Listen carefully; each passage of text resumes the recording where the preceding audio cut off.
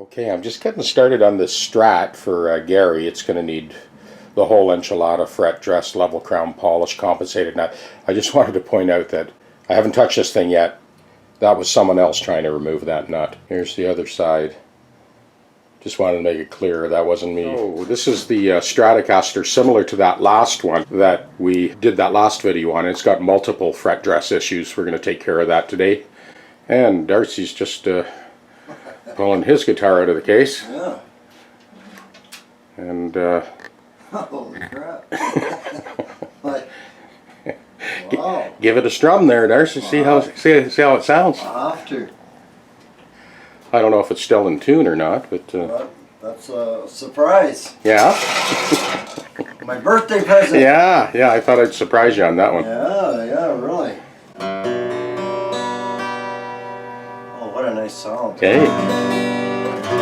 It's the big flush jumbo sound, eh? Yeah, very nice sound. Yeah.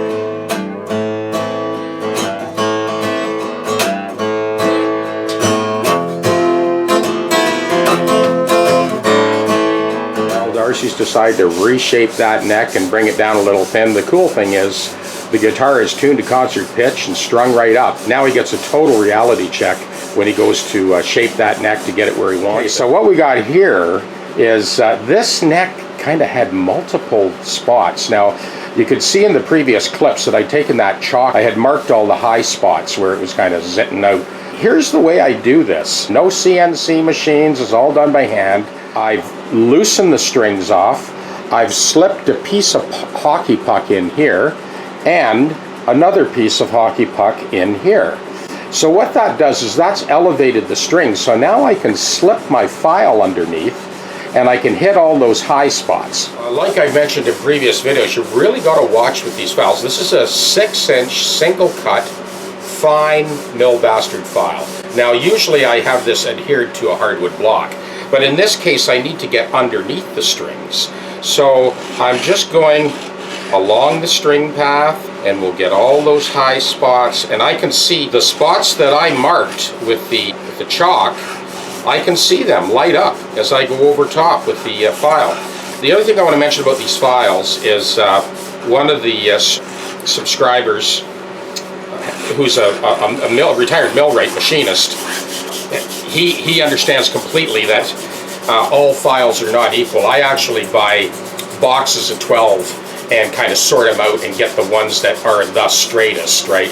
This one is very, very straight, so that's why I'm using it. I'm just saying you got to watch it. Some of these files actually have a helixical twist. Those ones you discard completely, just toss them in the garbage. I'm going along this whole fingerboard now and spot checking all the trouble spots. And obviously I put those hockey pucks under there. Each tuner I kind of backed it off 9 times, slipped the hockey pucks under, and then I tightened the tuner until I saw the tension and the string go taut at the inside of the post like it was originally. Then I double checked all the spots with that little miniature straight edge just to make sure that we had the lay of the neck exactly as it was when this guitar was tuned to concert pitch. Very simple solution to what always seems to be such a complicated problem. No $100,000 CNC machines. The neck is completely supported. It's not flexing while I'm doing this work, and we're getting right down to it and fixing the issue. I'm going along the string path. I'm going to show you in a second. You'll see that I've hit all the high spots that I had indicated. Obviously these high spots are going to need to be recrowned, and then we'll switch over and polish and bring this thing right up to snuff. Finally get the action where he wanted to have it, you know, since he's owned the guitar. This is correcting all those inconsistencies along the lay of the neck. I don't normally have to go to this trouble. The other 10 plus hours of video that I've put up, you can see multiple examples of how I take care of these fret issues on the tech deck. And as always, like all the videos, this would be done a lot quicker if I wasn't doing a video for your convenience. But that's what we're here for. We're here to help. Make your job easier, and every job you can imagine, smoother, easier, safer, faster. Now what I do need to check is I want to make sure that there are tooling marks of the file on either side of those high spots so that we know we've got the frets filed along the string path so that we have a consistent, even crown tip to crown tip trajectory. And then the last little bit is right up here. It's the right at this neck to body junction. Compared to most, it's actually pretty good. So as you can see, the body is held and supported, the neck is held and supported, and I think we're good. I'm going to check that again with those multiple straight edges that I had to make sure everything's perfect. I'm going to go right to those trouble spots and check to see if we got any clicking. No clicking there. That's taken care of. This is good now. This is good. Good. Good. This one, nope. Good. Good. I think we pretty well got it all. No high spots now. That's all taken care of. There you go. That's how we do it on the StringTech Workstation. Now we're going to recrown those high spots. We're going to recrown them, polish them out, buff them out, and this thing will be 100%. Strings, I put that tongue depressor underneath and pull these strings over to the side and bring that up. So that just pulls the strings out of the way when I'm working. So those strings are out of the way, and these are the strings that were on the guitar when it came. These are the gauge of string that he uses, and like I always tell the customers, don't put your new strings on because I'm going to waste them during the setup. So when the whole job is done, we'll put a sparkling new set of strings on, do the micro tweaking, and this thing will be good for the long haul. All right, we're giving you a kind of bird's eye view of all of those high spots that I'd marked. We basically nailed them all. Here's another tip. The first fret is the only fret that's allowed to be too high. That piece of hockey puck actually covered the first fret, so I didn't touch it. It was the second fret where the issue started, and we nailed that one. We're now going to start our recrowning. Like I've said in so many other videos, do not touch the center of the crown, the crowning file. We're going to coax all those squarish crowns to center, not all the way to center, just about to center, and then we'll go through the various abrasives like you've seen in all those other videos. Much. It didn't take a lot. I'm not talking like a lot of material here. It was just enough to make it an irritation for the player.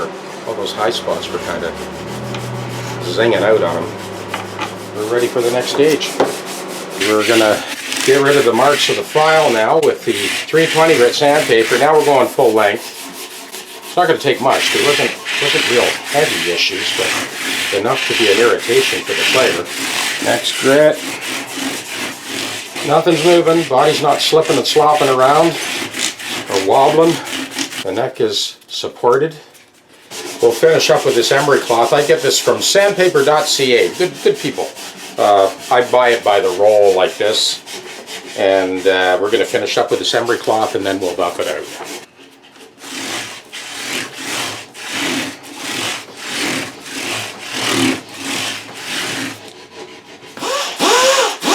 Buffer and some jeweler's rouge. It's just compound, like a fine compound. You get at automotive centers, I think. You get like a bar of that about, you know, yay long, about inch by inch for, I don't know, $5 or something. It'll last you a year and a half. Here we go. Final buff.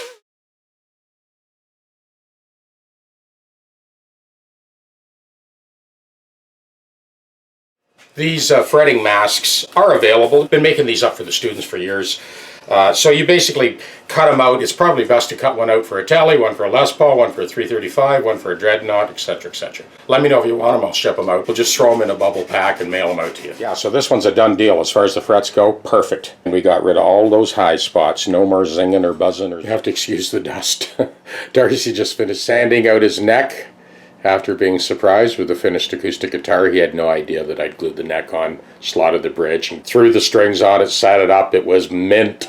I'd warned him in the class. I said, that neck looks a little thick, Darcy, but that's okay. If anyone can lay a finish on a neck, Darcy can. So he's going to take the guitar home for the week and then sand it down to whatever feels right, and then he'll lay the finish on.